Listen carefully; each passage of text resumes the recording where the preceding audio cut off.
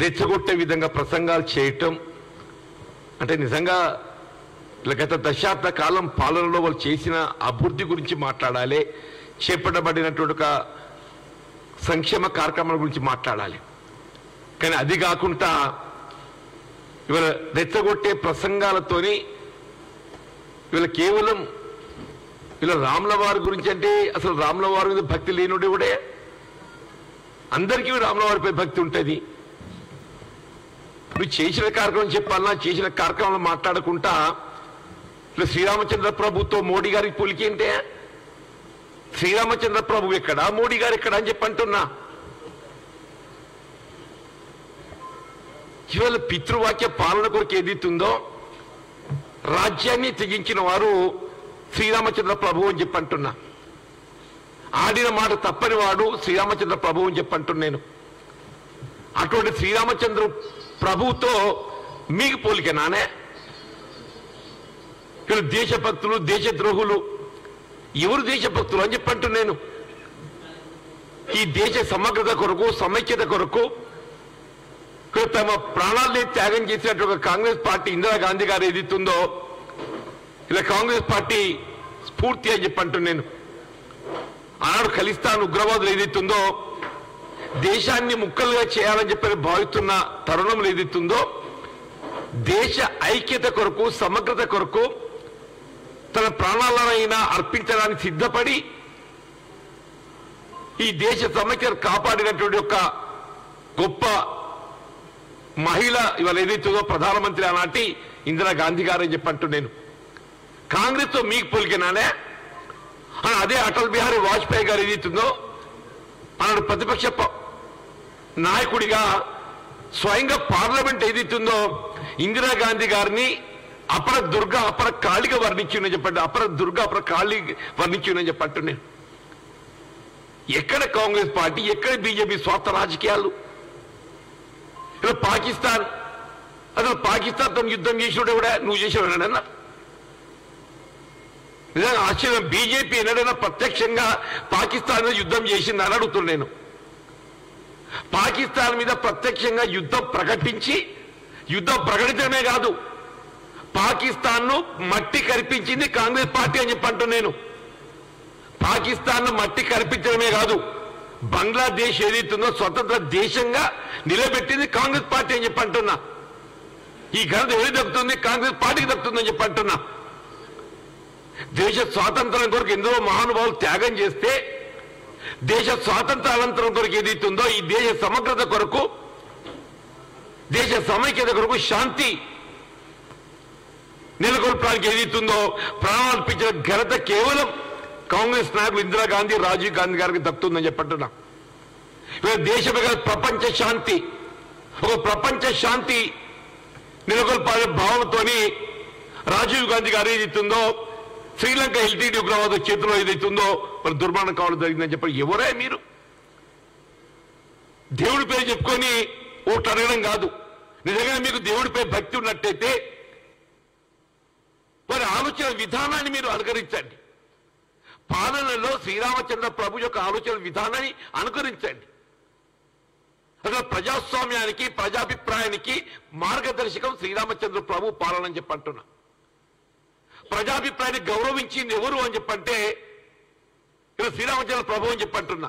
నువ్వెక్కడనే నీ రాజకీయ కాంక్ష కొరకు ఓట్ల కొరకు ఏదైతుందో విదేశాల్లో మూలుగుతున్న నల్లధనాన్ని తీసుకొచ్చి ప్రతి పేదవాడి అకౌంట్లో 15 లక్షల రూపాయలు ఇస్తా అని చెప్పన్నవే నువ్వు. మరి విదేశాల్లో మూలుగుతున్న నల్లధనాన్ని తీసుకురాగలిగినవే నువ్వు? ఈ పేదవాడి అకౌంట్లో ఏదైతుందో నల్లధనాన్ని తీసుకొచ్చి 15 లక్షలు ఇస్తా అని చెప్పాను వారు వేసినావా అని చెప్పంటు నేను. ప్రతి సంవత్సరం 2 కోట్ల నిరుద్యోగ యువతకు ఉద్యోగ అవకాశాలు కల్పిస్తా అని చెప్పాను కల్పించినావే నువ్వు? ఎక్కడ నువ్వు అని చెప్పంటున్నా ఇవాళ? ఎక్కడ వికసిత భారత్? వికసిత భారత్ ఎవరికి? పెట్టుబడిదారులకు వికసిత భారత్. ఈ దేశంలో వికసిత భారత్ ఎవరికి? పెట్టుబడిదారులకు, అంబానీ అదాని లాంటి పెట్టుబడిదారులకు వికసిత భారత్. దేశ సరిహద్దుల్లో ఇలా దేశ రక్షణ కొరకు ప్రాణాలు అర్పించడానికి సిద్ధంగా ఉండి పోరాటం చేస్తున్న సైనికులు ఒకవైపు ఉంటే ఈ దేశాన్ని పట్టెడన్నం పెట్టే విధంగా వీళ్ళు అన్నపూర్ణ లాంటి రైతాంగం వీళ్ళు మొత్తం దేశంలోనే ప్రధాన ఉత్పత్తి వ్యవసాయం అని చెప్పి అంటున్నా. అటువంటి వ్యవసాయం రైతాంగం ఏదైతుందో దేశ రాజధాని ఢిల్లీ సరిహద్దులు ఏదైతుందో గత 2 వారాల నుండి వీళ్ళ రాజకీయాలకు అతీతంగా వీళ్ళ కనీస మద్దతు ధరకు చట్టబద్ధ కల్పించాలని చెప్పని ఉద్యమిస్తుంటే చలనం లేదు. ఎంఎస్పి మినిమం సపోర్ట్ ప్రైస్ అసలు కనీస మద్దతు ధర రూపకల్పన చేసేది ఎవరు? కేంద్ర ప్రభుత్వం. What does mean by minimum support price? కేంద్ర ప్రభుత్వం నిర్ణయించే కనీస మద్దతు ధర వ్యవసాయ ఉత్పత్తులపై కనీసం రైతాంగానికి అందింపజేసే విధంగా చూడాల్సిన బాధ్యత కేంద్ర రాష్ట్ర ప్రభుత్వాలపై ఉంటుందని చెప్పి అంటున్నా. ఆనాడు కాంగ్రెస్ పార్టీ ఏదైతుందో అటువంటి రైతాంగానికి అండగా నిలిచే విధంగా భారత ఆహార సంస్థ ఫుడ్ కార్పొరేషన్ ఆఫ్ ఇండియాని ఏర్పాటు చేసి ఇలా వరి ధాన్యం గోధుమలు సేకరింపజేసి పేదవాడి పట్టాడు అన్నం కల్పింపజేయబడే విధంగా అందింపజేయబడే విధంగా కార్యక్రమం రూపొందింపజేసింది కాంగ్రెస్ పార్టీ అని చెప్పట్టు. నువ్వు నిజంగానే రైతు సంక్షేమాన్ని కాంక్షించేవాడు అయినట్టయితే ఈ దేశంలో ప్రధాన ఉత్పత్తిదారు రైతు వ్యవసాయం అంటే రైతాంగానికి ఏదైతుందో ఉపాధి కల్పనకు వ్యవసాయ ఉత్పత్తుల మద్దతు ధర కల్పింపజేయని బాధ్యత భావించి కనీస మద్దతు ధర చట్టబద్ధత అట్లాగే రుణమాఫీ రైతాంగం రుణమాఫీ చేయాలని చెప్పంటే రైతులు రుణమాఫీ చేస్తే సోమరిపోతాయితారు అట్లయా. ఇది ఆశ్చర్యం అని చెప్పంటున్నా. రైతులకు రుణమాఫీ చేస్తే సోమరిపోతాయితాడు.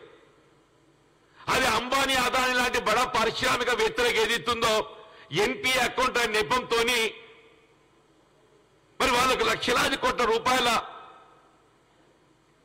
రుణ వసూలు నిలిపివేసి మరి సహాయం చేస్తే వాళ్ళు సోమరిపోతులు కాదు. రైతుకు రుణమాఫీ చేస్తే సోమరిపోతులు అవుతారు. మీరు చౌదరి చరణ్ సింగ్ అని చెప్పంటున్నా. రైతు నాయకుడు ఎవరు దేశంలో అని చెప్పారంటే చౌదరి చరణ్ సింగ్. మీరు మన భారతరత్న ప్రకటించిందా? సంతోషం, మేము ఆహ్వానించినాం. ఈ దేశంలో మొట్టమొదటిసారి రైతు రుణమాఫీ చేసే ఒక ఆలోచన ప్రక్రియను చేపట్టేది చౌదరి చరణ్ సింగ్. మీరు ఎప్పుడైతే చౌదరి చరణ్ సింగ్ ను గౌరవించి మరి భారతరత్న బిరుదాంకితులు చేసిండ్రో ఆయన ఆలోచన విధానానికి అనుగుణంగా రైతాంగాన్ని రుణవిముక్తులు చేసే బాధ్యత మీ మీద లేదానే? ఎంఎస్ విశ్వనాథన్ గారికి ఏదైతుందో రైతాంగానికి మద్దతు ధర కల్పనలో ఏదైతుందో వారు ఒక సూత్రధారిగా ఒక శాస్త్రవేత్త ఏదైతుందో వాళ్ళు గౌరవం పొందిండ్రు, గుర్తింపు పొందిండ్రు. ఇలా వారు భారతరత్న బిరుదాంకితులైందయ్యా. ఎంఎస్ స్వామినాథన్ గారు ఒకవేళ చౌదరి చరణ్ సింగ్ ను భారతరత్న బిరుదాంకితులు చేస్తాం.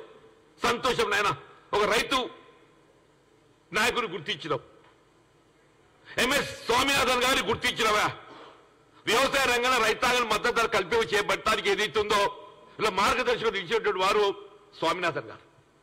మరి వాళ్ళు గౌరవించి గుర్తించి భారతరత్న బిరుదాంకితం చేసి మన ఆలోచన విధానాన్ని మీరు ఎంతవరకు అయితే ఆలోచన చేయాలి తలంపు మీకు రాదో మీరు ఏమన్నారు? మిమ్మల్ని ఇదేనా మీకు అతిథి భారత్? పెట్టుబడిదారు వర్గాలకు న్యాయం, సామాన్యులకు న్యాయం అని చెప్పంటూ నేను మీరు ఎంతవరకు అయితే రైతాంగాన్ని రుణ విముక్తులు చేయలేరో, ఎంతవరకు అయితే వ్యవసాయ ఉత్పత్తులు చట్టబద్ధ కల్పింప చేయలేరో, మీకు ఏదైతుందో ఇవాళ వికసిత్ భారత్ కానీ ఇవాళ విజయ సంకల్ప యాత్ర కానీ యాత్రలు చేయడం కాదా? యాత్ర చేయడం కాదు. యాత్రలు అందరం చేస్తామే, మా పార్టీ విధానంగా మేము యాత్రలు చేస్తాం.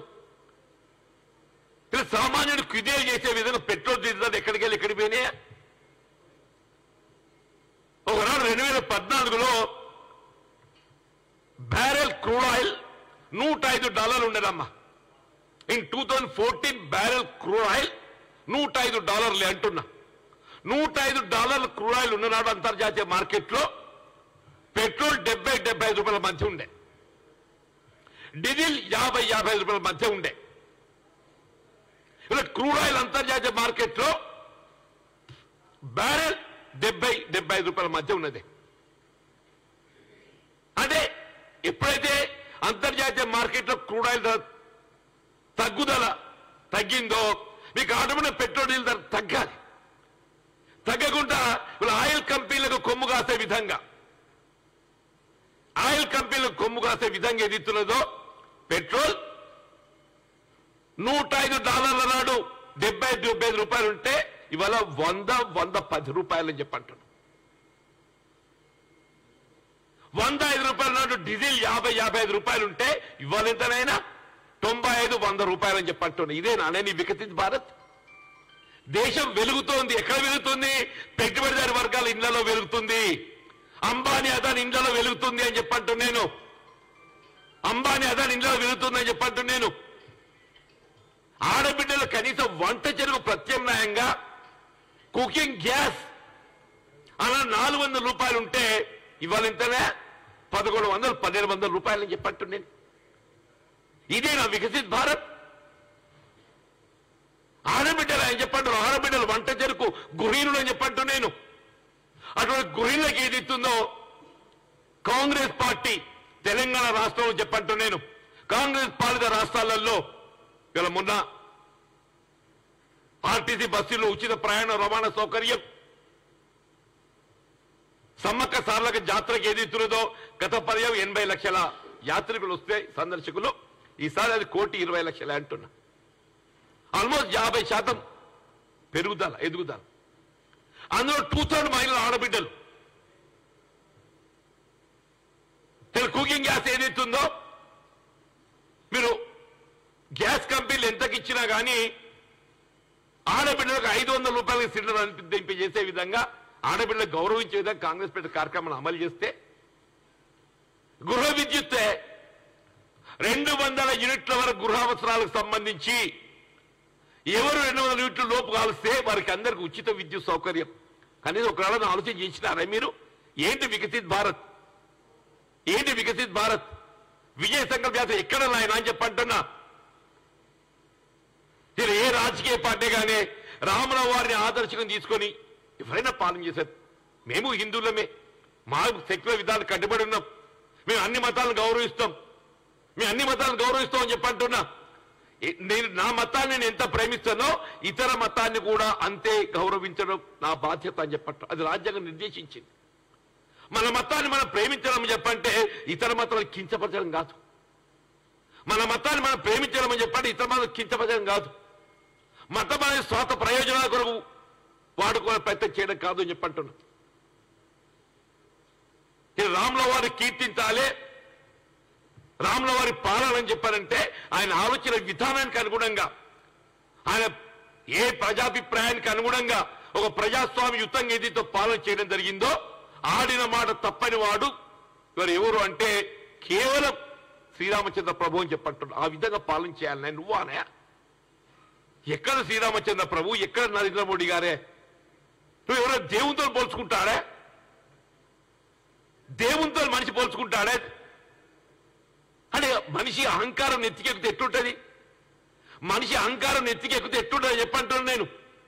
అంటే ఇదే పాలన ఇట్లే కొనసాగితే రాముల వారి బదులుగా ఏదైతుందో మోడీ గారి విగ్రహాలు ఏర్పాటు చేస్తారా చెప్పండి. వీళ్ళు మళ్ళీ తప్పిపోయిన బీజేపీ దేశంలో వచ్చినట్టయితే రాముల వారు కాదు కీర్తించేది, మోడీ గారి కీర్తించాలి. దేవాలయాల్లో రాముల వారి విగ్రహాలు కాదు, మోడీ గారి విగ్రహాలు పెట్టాలని చెప్పి ఆలోచించేదంత మరి విధానం ఏదైతుందో భారతీయ జనతా పార్టీ చెప్పంటారు. దయచేసి వాస్తవాలకు అనుగుణంగా నిర్మాణంతో వ్యవహరిద్దాం చెప్పంటాను నేను. ఈ దేశం కోసం ప్రాణాలు అర్పించిన ఘనత కేవలం కాంగ్రెస్ పార్టీ, త్యాగమూర్తుల చరిత్ర కేవలం కాంగ్రెస్ పార్టీకి ఉందని చెప్పంటున్నా. త్యాగమూర్తుల చరిత్ర కేవలం కాంగ్రెస్ పార్టీకి ఉందని చెప్పంటున్నా. దేశ స్వాతంత్రం కొరకు ఉద్యమించడమే కాదు, దేశ స్వాతంత్రానికి ప్రాణాలు అర్పించడమే కాదు, దేశ స్వాతంత్రానంతరం కూడా ఈ దేశ సమగ్రతకు సమైక్యత కొరకు పోరాటం చేసి ప్రాణాలు అర్పించిన త్యాగ చరిత్ర కేవలం కాంగ్రెస్ పార్టీకి మాత్రం ఉందని చెప్పంటున్నా. దయచేసి ఆ విధంగా ఆలోచించాలి. అంతేగాని ఏదైతున్నదో నీ స్వార్థ ప్రయోజనాల కొరకు ఆడబిడ్డను అగౌరవపరిచే విధంగా ఏంట? ఇదేనా మీకు దేశం నేర్పిన హిందూ సంస్కృతి? ఇదేనా హిందూ సంస్కృతి? ఏం నేర్పుతుందే? ఆడబిడ్డలు గౌరవించాలని చెప్తుందా? ఆడబిడ్డలను కించపరచాలని చెప్తున్నదే. మనం కూడా అంటాడు నిన్న మా దగ్గరకు వచ్చి జగిత్యాలకు వచ్చి 10 రూపాయలకు అప్పుడు పోతారా అని చెప్పంటాడా టికెట్. అంటే నీకు ఏదైతే సంక్షేమ కార్యక్రమం అమలు అని చెప్పంటే నువ్వు చేయవు, నీ చేత కాదు. మేము చేస్తే ఏదైతున్నదో నువ్వు ఆడబిడ్డలు కించపరిచే విధంగా నువ్వు మాట్లాడుతావు. ఇదే మీ సంస్కృతి అని చెప్పంటూ నేను కాస్త ఏదైతుందో ఒక మానవత్వం కలిగినట్టుగా నాయకులుగా మాట్లాడిన, మానవత్వం కలిగిన నాయకులుగా మాట్లాడిన చెప్పంటున్నా. మానవత్వాన్ని విస్మరించడం కాదు. ఇలా మానవత్వాన్ని విస్మరించి మాట్లాడితే ఇలా ప్రజలు విజ్ఞులు, ప్రజలు అందరికీ గమనిస్తున్నారని చెప్పంటున్నా, అన్ని ఆలోచిస్తున్నారని చెప్పంటున్నా. దయచేసి రెచ్చగొట్టే విధంగా ప్రసంగాలు చేయడం కాదు, వాస్తవ దృక్పథంగా నిర్మాణాత్మకంగా గత 10 సంవత్సరాల కాలంలో మేము చేసిన కార్యక్రమాలు చెప్పండి. మేము చేసిన గతంలో మేము చెప్తాం. యూపీఏ ప్రభుత్వ హయాంలో, మీ యూపీఏ ప్రభుత్వ హయాంలో ఏదైతుందో అవినీతిని అరికట్టిపడే విధంగా ఇవాళ సమాచార హక్కు చట్టం తెచ్చినమే. మేము సమాచార హక్కు చట్టం ఎవరు తెచ్చిండ్రు? కాంగ్రెస్ పార్టీ తెచ్చిందని చెప్పండి. పేదవాడి పట్టడన్నం పెట్టే విధంగా ఫుడ్ అష్యూరెన్స్ యాక్ట్, ఆహార భద్రత చట్టం ఎవరు తెచ్చిండ్రు? కాంగ్రెస్ పార్టీ తెచ్చింది. గ్రామీణ ప్రాంతంలో వ్యవసాయ కూలీలకు ఉపాధి కల్పింపజేయబడే విధంగా గ్రామీణ ఉపాధి హామీ పథకం, Mahatma Gandhi national rural employment guarantee scheme ఎవరు తెచ్చిందే? కాంగ్రెస్ పార్టీ తెచ్చింది. నీ గత బడ్జెట్ ఏదైతుందో 23-24లో 72,000 కోట్లు ఉంటే ఎన్ఆర్ఈఎస్ బడ్జెట్ కేంద్ర ప్రభుత్వం, 24-25లో దాన్ని 60,000 కోట్లు కుదించిందమ్మా. Last year it was 72,000 crores. వాళ్ళ బడ్జెట్ పెరగాలి. ఏమైంది? 72,000 కోట్లకు ఎడమ చేయబడ్డటువంటి ఎన్ఆర్ఈఎస్ 23-24లో 24-25కి వచ్చారు కదా 60,000 కోట్లకు కుదించబడ్డది. అంటే ఆల్మోస్ట్ 20% తగ్గించిందని చెప్పండి. ఇదే నిరుపేద గ్రామీణ ప్రాంతం వ్యవసాయ కూలీలకు, గ్రామీణ ప్రాంతం నిరుద్యోగ యువతకు ఉపాధి కల్పించే ఒక ఆలోచన విధానం. ఇదే వికసిత్ భారత్. పెట్టుబడి వర్గాలు కొమ్ముగాయడమే వికసిత్ భారత్ కాదని చెప్పి అంటున్నా. సామాన్య ప్రజానీకానికి అండగా నిలవడం వికసిత్ భారత్ అని చెప్పి అంటున్నా. కాంగ్రెస్ పార్టీ సామాన్య ప్రజానీక, దళితులు, బలహీన వర్గాలు, అల్పసంఖ్యాక వర్గాలు, మహిళలు, ఆడబిడ్డలు, రైతాంగం, రైతు కూలీలకు అండగలిగే పార్టీ కాంగ్రెస్ పార్టీ అని చెప్పని నేను మనం చేస్తామని చెప్పినాను. Thank you.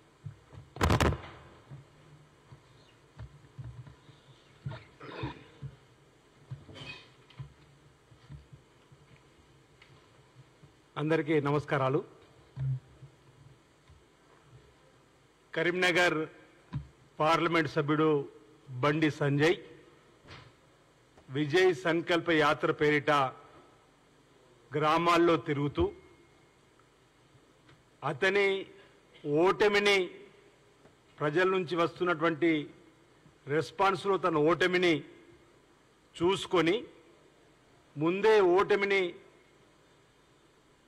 ప్రజల యొక్క వ్యతిరేకతను గుర్తించుకొని రెచ్చగొట్టే విధంగా మాట్లాడే మాటలను ఒకసారి మీ ముందుగా తప్పుపడుతూ అసలు విజయ సంకల్ప యాత్రలో కరీంనగర్ పార్లమెంట్ సభ్యుడిగా ఏం చేశావో ముందుగా ప్రజలకు చెప్పి మళ్ళోసారి ఓటేయమని అడగవలసింది పోయి,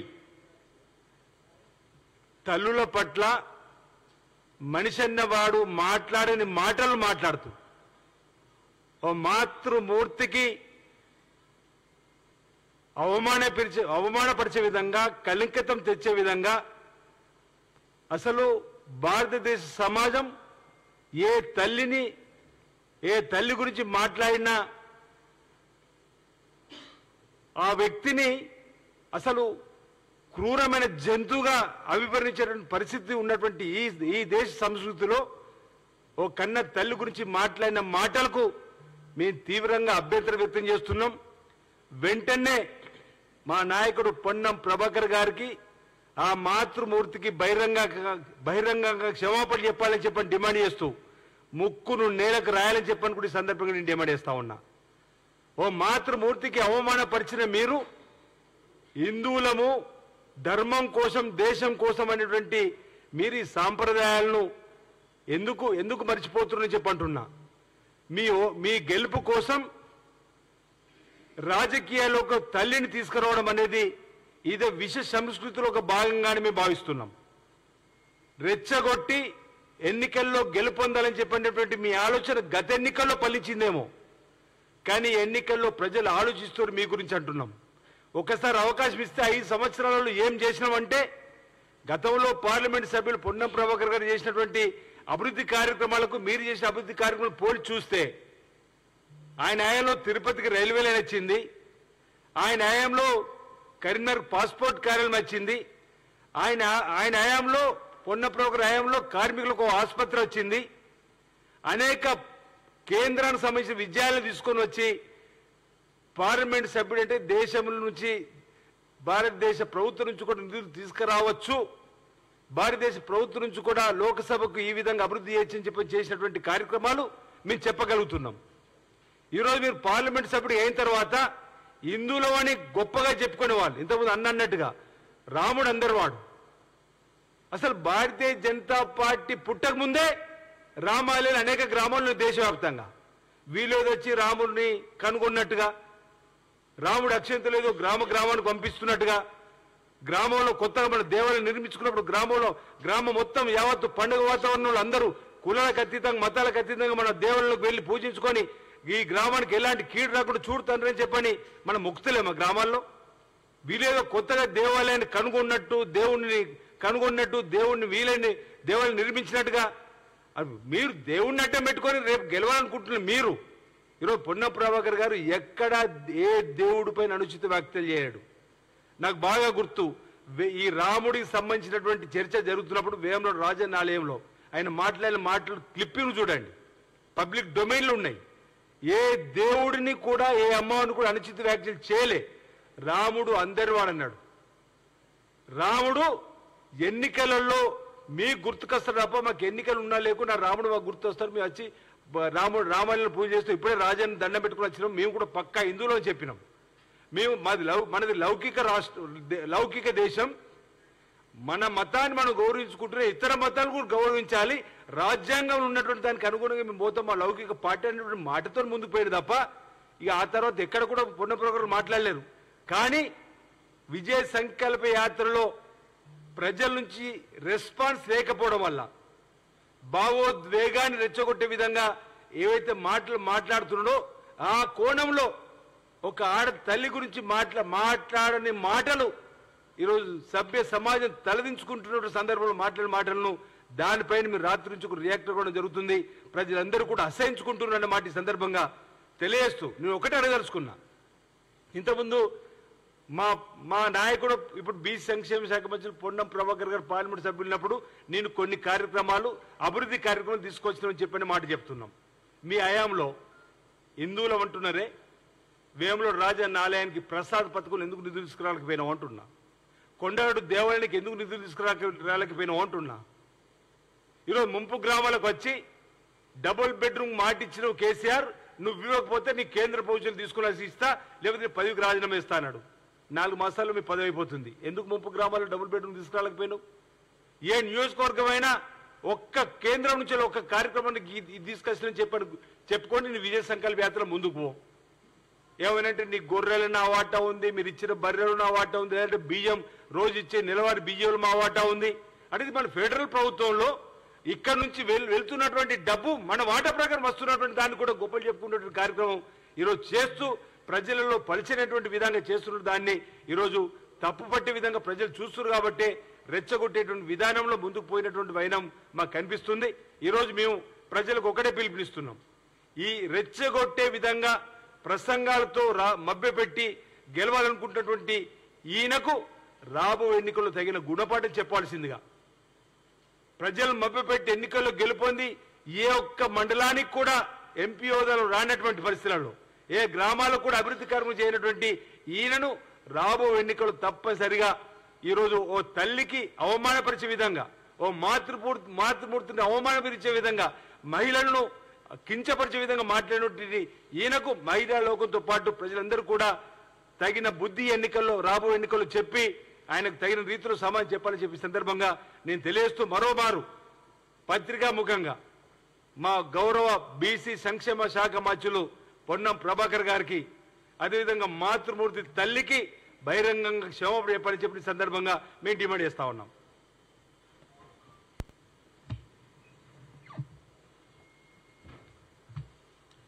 థ్యాంక్ యూ.